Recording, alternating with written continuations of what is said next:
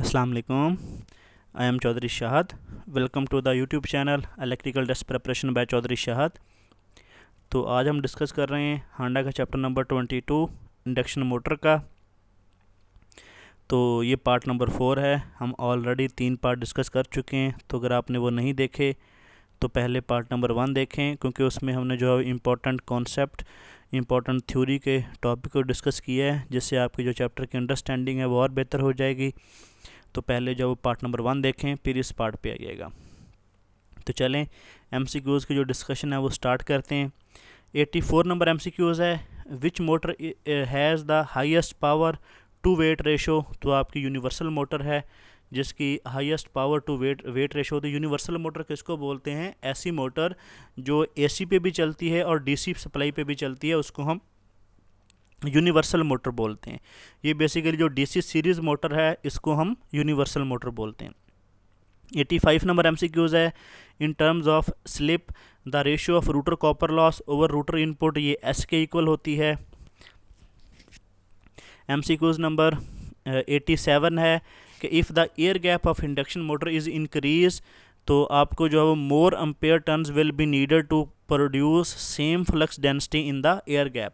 अगर हम air gap उसका इंडक्शन मोटर का इंक्रीज़ करेंगे तो बेसिकली उससे क्या होगा कि उसकी जो लीकेज फ्लक्स है, जो कि फ्लक्स आपका स्टेटर से रूटर की तरफ जा रहा है, तो उसकी जो लीकेज फ्लक्स है वो भी इंक्रीज़ हो जाएगा।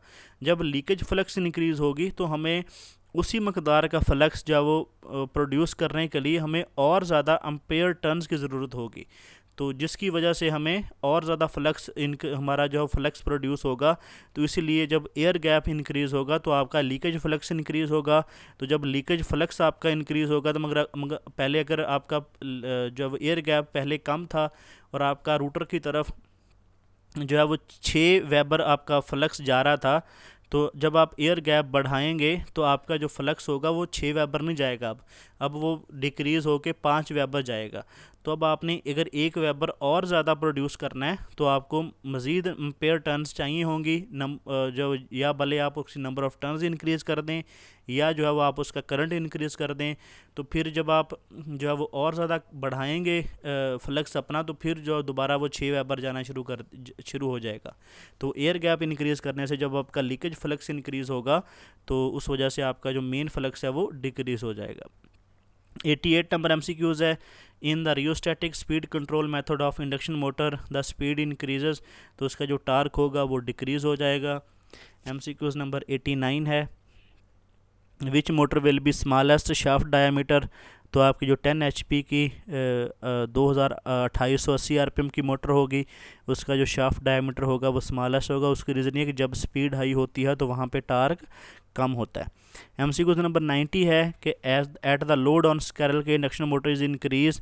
तो उसकी जो स्लिप होती है वो इंक्रीज़ करती है। उसकी रीज़न है कि जब आपके रूटर पे लोड पड़ता है तो आपके रूटर के लॉसेस ज़्यादा हो जाते हैं, जिसकी वजह से आपकी जो स्लिप है वो इंक्रीज़ हो जाती है। एमसीक्यूज़ नंबर 91 है, which of the following could be the value of power factor of induction motor under no load condition. तो अंडर नो लोड पे जो पावर फैक्टर होता है इंडक्शन मोटर का वो 0.2 लैगिंग होता है। उसकी रीज़न ये कि नो लोड पे जो आपका करंट होता है इंडक्शन मोटर में वो प्योरली मैग्नेटाइजिंग करंट होता है। एमसीक्यूज़ नंबर 92 है कि squirrel cage induction motor design to run at 60 hertz frequency and connected to 400 volt 50 hertz frequency. तो अगर आपने उसको 60 हर्ट्ज़ की मोटर को 50 हर्ट्ज़ पे आपने अगर चला दिया तो उसकी जो स्पीड होगी वो 5/6, मतलब 50 को जो है वो 60 से डिवाइड कर देंगे तो आपकी जो मोटर है वो 5/6 ऑफ द रेटेड स्पीड पे जो है वो चलेगी। अब एमसीक्यूज़ नंबर 94 है कि a three phase induction motor while running on 25% of rated load has one of its fuse removed. जो लाइन करंट होगा वो 2 phase will increase to compared for the dead phase, मतलब जो आपके 2 फेज रिमेनिंग होंगे उसमें जो करंट होगा वो आपका इंक्रीज हो जाएगा। एमसीक्यूज़ नंबर 25 है, in three phase induction motor iron loss जो आपका होता है वो in stator is negligible as compare to rotor, negligible as compare to stator. Basically आपका जो आयरन लॉस है वो ज़्यादा होता है आपका स्टेटर में, रूटर में बहुत ज़्यादा कम होता है। एमसीक्यूज़ नंबर 96 है, When three-phase induction motor is subjected to block rotor test, the power factor of the block rotor test full load short circuit current as compared to no load current जो होता है वो आपका high होता है, कि जो पावर फैक्टर होता है वो आपका नो लोड से शॉर्ट सर्किट वाले में हाई होता है। MCQ नंबर 97 है, for identical rating which of the following machine take more lagging current. तो आपके सिंगल फेज इंडक्शन मोटर है उसका जो पावर फैक्टर होता है वो और ज़्यादा कम होता है थ्री फेज इंडक्शन मोटर से। ये MCQ बहुत दफ़ा टेस्टों में आ चुका है कि जो आपका पावर फैक्टर है वो किस मोटर का जो है वो ज़्यादा होता है, वो आपका थ्री फेज इंडक्शन मोटर का ज़्यादा होता है सिंगल फेज इंडक्शन मोटर से। MCQ नंबर 98 है कि induction motor operate at maximum power factor when operating on. जब आपकी फुल लोड पे होती है उस वक्त आपका जो मोटर का पावर फैक्टर होता है वो ज़्यादा होता है। 99 है, three phase induction motor take A ampere on full load at power factor cos phi, the component responsible for producing magnetism। तो आपका जो साइन फाई कंपोनेंट होता है ये आपका मैग्नेटिज्म का कंपोनेंट होता है जो कि मैग्नेटाइज करता है किसी भी सिस्टम को या सर्किट को। MCQ नंबर 100 है, the direction of rotation of three phase induction motor can be reverse. तो आप अगर उसके कोई भी दो फेज इंटरचेंज कर दें, भले आप रेड येलो, येलो ब्लू या रेड रेड ब्लू, तो आप उसका जो है वो डायरेक्शन है वो उसकी रिवर्स हो जाएगी। MCQ नंबर 103 है, which of the following motor is expected to have the least value of slip. तो ये आपकी जो 25 HP की 4 पोल की मोटर है इसकी जो स्लिप होगी वो लीस्ट होगी। MCQ नंबर 105 है, if a three phase induction motor need frequent starting and operation in forward and reverse direction which type of starter will be preferred. तो डायरेक्ट ऑनलाइन स्टार्टर हम prefer करेंगे क्योंकि वहाँ पे जब उसकी डायरेक्शन को रिवर्स करना आसान है। MCQ नंबर 106 है कि a wound rotor induction motor is usually not selected when. जब आपकी cost is a main consideration होगी तो वाउंड रूटर वहाँ पे हम induction motor wound rotor induction motor नहीं यूज़ करेंगे क्योंकि ये बहुत ज़्यादा कॉस्टली होती है। 107 नंबर MCQs है, a squirrel cage induction motor is not selected when. जब आपकी higher starting torque is the main consideration होगी तो वहाँ पे हम स्कैरल केज इंडक्शन मोटर नहीं लगाएंगे क्योंकि स्कैरल केज इंडक्शन मोटर का जो स्टार्टिंग टार्क है वो वाउंड रूटर से जो है वो कम होता है, तो इसलिए हम वहाँ पे squirrel cage rotor induction motor नहीं यूज़ करते जहाँ पे हाई स्टार्टिंग टार्क रिक्वायर्ड होता है। 110 नंबर MCQs है, the starting torque of three phase induction motor can be increased by. जब अगर हम जो है वो इंक्रीजिंग द रूटर रेजिस्टेंस, अगर हम रूटर की जो रेजिस्टेंस है वो इंक्रीज़ कर दें तो जो आपकी इंडक्शन मोटर है उसका जो स्टार्टिंग टार्क है वो इंक्रीज़ हो जाता है। MCQs नंबर 111 है, the essential condition for injected EMF in the router of induction motor के कौन सी कंडीशन होती है कि जब हमने रूटर के अंदर EMF इंजेक्ट करनी होती है कि it should have the same frequency at the slip frequency. मतलब जो रूटर की फ्रीक्वेंसी है उसी उसी की जो हम इंजेक्ट करेंगे EMF उसकी भी फ्रीक्वेंसी सेम होनी चाहिए।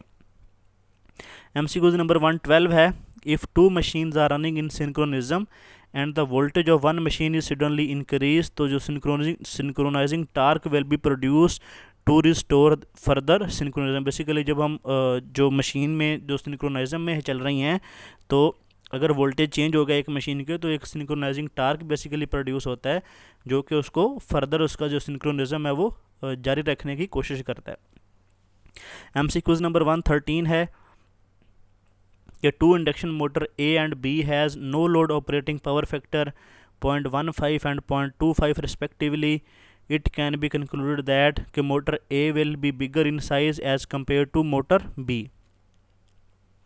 MCQ नंबर 114 है कि अगर induction motor when started on no load does not accelerate up to full speed but run at 1/7 the normal full load speed, तो motor is said to be, उसका मतलब motor आपकी crawling कर रही है।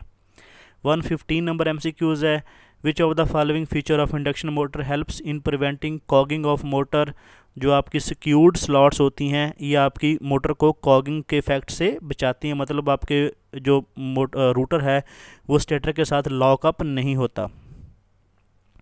MCQ नंबर 117 है, if the slip of router of induction motor is halved the value of the जो router reactance है वो भी डबल हो जाएगी। उसकी रीज़न ये है कि जो आपकी रूटर की रिएक्टेंस है वो स्लिप के इनवर्सली प्रोपोर्शनल है। MCQ नंबर 118 है, in term of slip S the ratio जो है वो रूटर आउटपुट और रूटर इनपुट की 1 - s के इक्वल है। 119 नंबर MCQs है, what is the ratio of rotor copper loss to the rotor output of the if the slip is 8%। तो यहाँ पे अगर आप इसकी वैल्यू पुट करेंगे 0.8 ओवर 1 - 0.8, तो आपकी जो रेशियो है वो 2/25 बन जाएगी।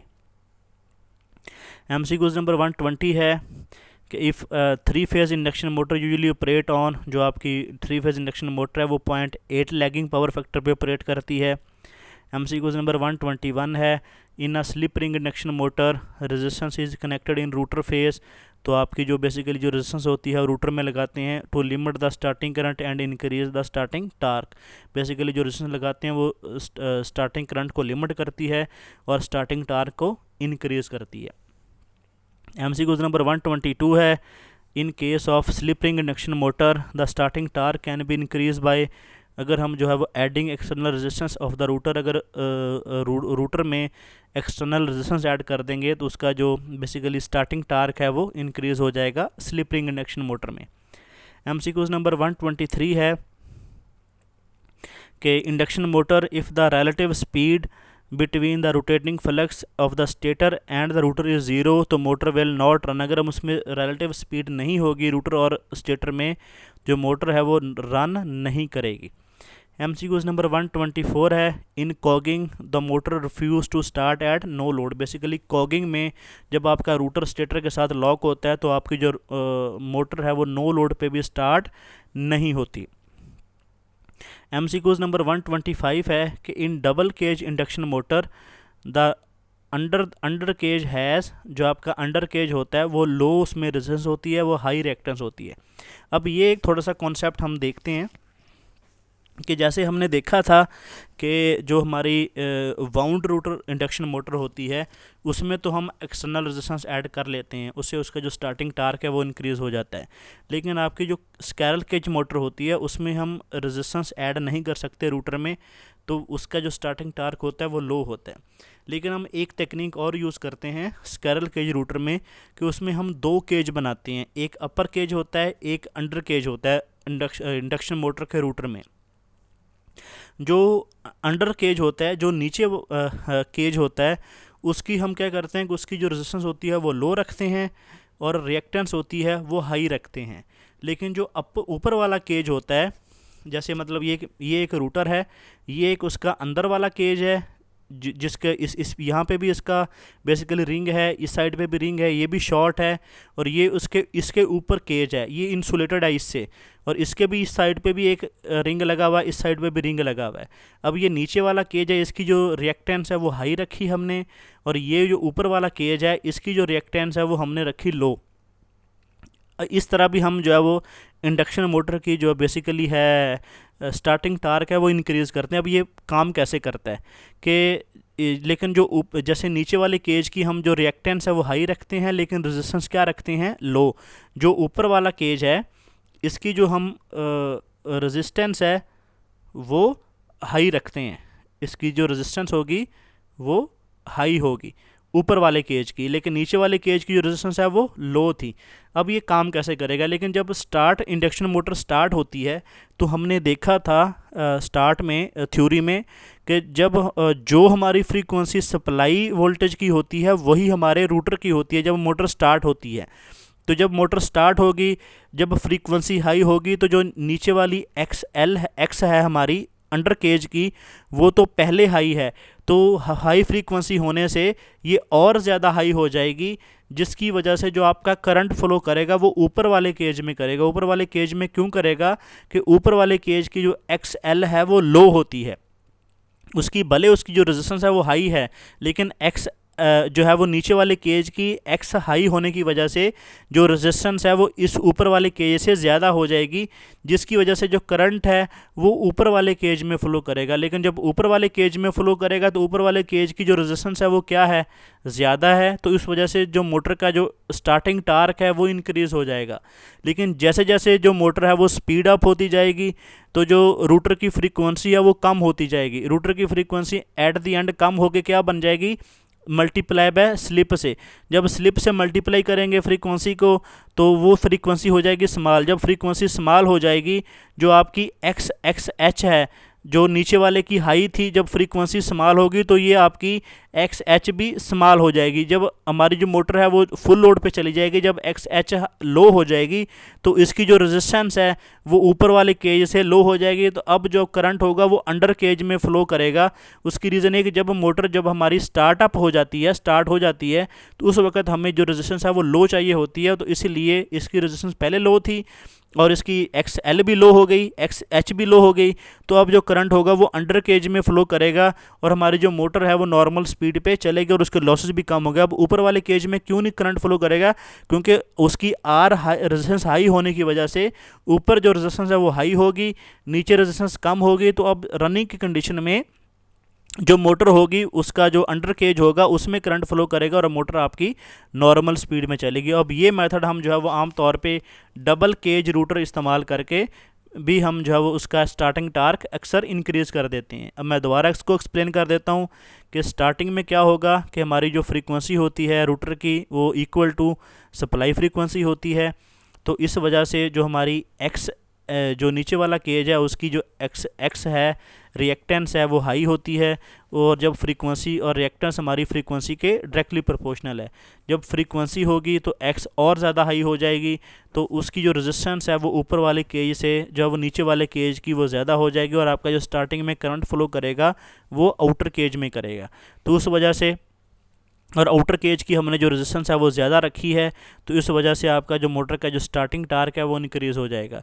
लेकिन जैसे जैसे मोटर आपकी स्टार्टअप होगी तो आपके जो रूटर की फ्रीक्वेंसी है वो ड्रॉप हो जाएगी, जिसकी वजह से आपकी जो नीचे वाले अंडर केज की जो एक्स है वो लो हो जाएगी। अब जो रेजिस्टेंस है वो अंडर केज की वो कम हो गई और ऊपर वाले केज की क्योंकि रेजिस्टेंस ज़्यादा है तो इस वजह से ऊपर वाले केज की जो रेजिस्टेंस है वो ज़्यादा हो गई।